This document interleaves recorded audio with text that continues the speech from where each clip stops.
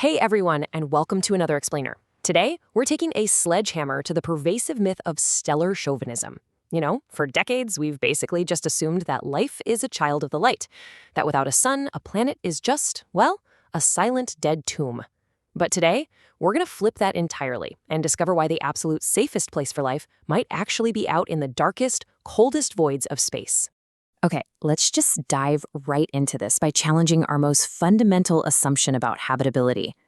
Does life really require a sun? We're going to explore this by looking at the story of a world that was literally cast out of its stellar nursery 5 billion years ago in this crazy cosmic game of gravitational billiards that changed its destiny forever. We're going to follow the epic survival story of a theoretical world that we'll call Aethelgard.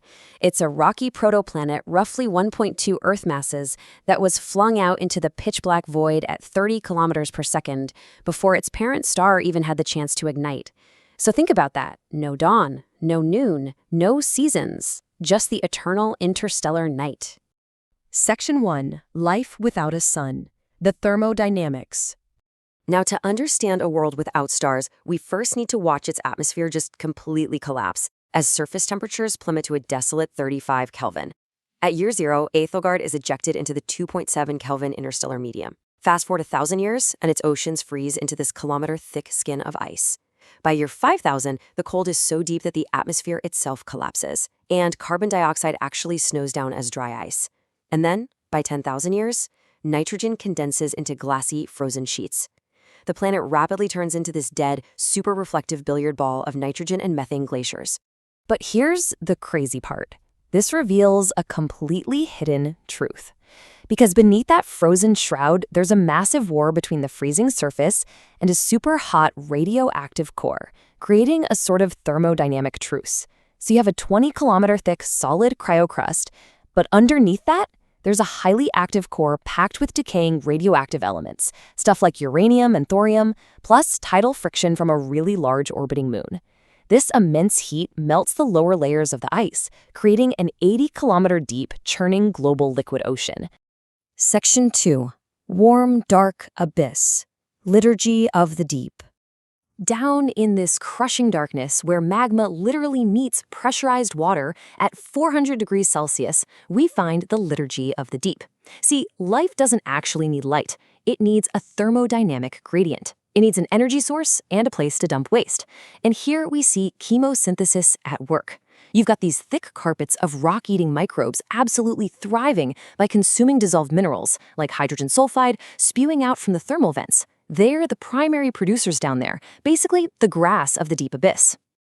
It's incredible to compare how our sun-drenched biology completely contrasts with a biosphere powered entirely by planetary friction. On Earth, our system is sun-driven, right? We use photosynthesis with a massive energy flux of 1361 watts per square meter, which creates a top-down food chain. But on Aethelgard, it's completely heat-driven. Chemosynthesis relies on a tiny energy flux of just 0.28 watts per square meter, but that creates a highly resilient bottom-up food chain originating straight from the rock itself. Section 3. Civilization Deep. The Nadarians. So, from these blind, vibrating depths rises a complex, intelligent species known as the Nadarians, and their entire existence is shaped by sound and pressure.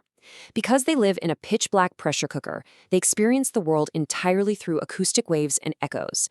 The Nadarians are radially symmetrical, with a hydrostatic skeleton to survive those crushing depths, and instead of eyes, they have this dome of oil-filled cavities for highly precise 3D sonar vision, alongside electroreceptors to detect bioelectric fields. They're actually agriculturalists who literally farm the hydrothermal spires for energy. But their cosmology, this is what's truly fascinating to me. To them, down, toward the core, represents life and warmth, while up, toward the ice ceiling, is the frozen vault of death, meaning their civilization's equivalent of looking up at the night sky is literally listening to the terrifying, dead silence of the ice ceiling. Section 4. The ice ceiling. Acoustic heresy. Well, everything changes when an acoustic engineer named Soren begins to measure strange rhythmic tidal stresses up in the ice every 30 hours, caused by Aethelgard's massive dark moon, Tenebris. Based on the way sound traveled through these icequakes, Soren makes a genuinely terrifying realization. He states, "The ice is a shell, And beyond the ice, our acoustic signals do not return, a state of absolute vacuum. I mean, just imagine the terror of realizing your entire universe is just a little bubble, and beyond it lies a space with absolutely no water to carry sound. To an Adirian, that's a physical state of absolute non-existence. Section 5. Journey upwards. The ascent. This horrifying acoustic heresy sparks what is basically an inverted space launch, where explorers build a specialized vessel to ascend into the deadly, freezing void above. The crew, led by an explorer named Nara, builds a nuclear-heated ship made of basalt glass called the Aethelgard. Their goal is to climb away from the noisy, chaotic safety of the deep and into absolute creeping silence.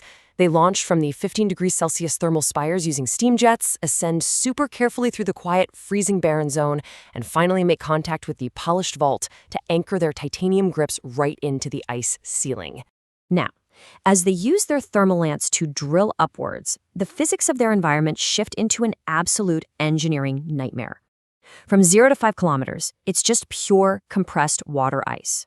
But as hydrostatic pressure drops at 10 kilometers depth, the temperature plummets to negative 100 degrees Celsius, and carbon dioxide ice sublimates directly into violently expanding gas. The ice is literally boiling into explosive gas. By 15 kilometers, the solid nitrogen is so incredibly cold it behaves like dry, brittle sand. The ship's anchors fail, forcing Nara to claw her way up the final stretch in a pressurized spacewalk wearing a plutonium-heated suit. Section 6. The Ocean of Stars. Beyond the ice. Nara finally breaches the surface, stepping out onto a friction-free plane of nitrogen ice, completely expecting to find a dead ceiling of nothingness. But instead, her suit's electromagnetic sensors translate the radiation of the cosmos directly into her acoustic nervous system. She records a message that changes her species forever. We are not in the void. We are in the ocean of the stars. She realizes they aren't trapped in a dark box at all. They are passengers on a spherical spacecraft, drifting perfectly through a glittering, magnificent galaxy. Through her suit, the visual light of 1 billion stars is translated into this deafening symphony of radiation, completely shattering her civilization's closed worldview. Distant pulsars buzz frantically like mechanical insects. Red giants in the galactic core drone with low, resonant vibrations. And interstellar gas clouds hiss with a soft cosmic white noise. It's just brilliant. When we pull back and look at the comparative astrobiology here, the data is staggering. Earth's biosphere is strictly limited by the sun's evolution, right? We have about 1 to 2 billion years before the sun expands and literally boils our oceans. But a rogue planet like Aethelgard, powered steadily by core decay, has a biosphere lifespan of 10 to 50 billion years. That means a rogue planet's biosphere actually outlives an Earth-like planet by tens of billions of years. And listen, this isn't just a fun sci-fi story. Astrophysicists estimate there are anywhere from 100 billion to 1 trillion of these rogue planets wandering silently through our Milky Way galaxy alone. Think about that. For every rocky planet that orbits a star, there could be up to 10 of these starless orphans out in the dark. So, far from being dead tombs, these starless orphans possess a massive astrobiological advantage. They're basically incredibly stable fortresses. They are entirely immune to stellar evolution. They are heavily shielded from supernovas and deadly gamma-ray bursts by 20 kilometers of thick ice armor. And they possess complete orbital stability, free from the chaotic threat of planetary collisions.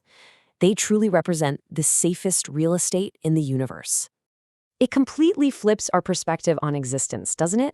Life might not be a fragile spark clinging desperately to a star, but rather a fierce flame carving its own cradle out of the cold, interstellar night.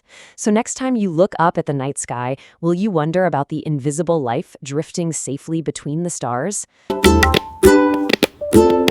Please like and subscribe.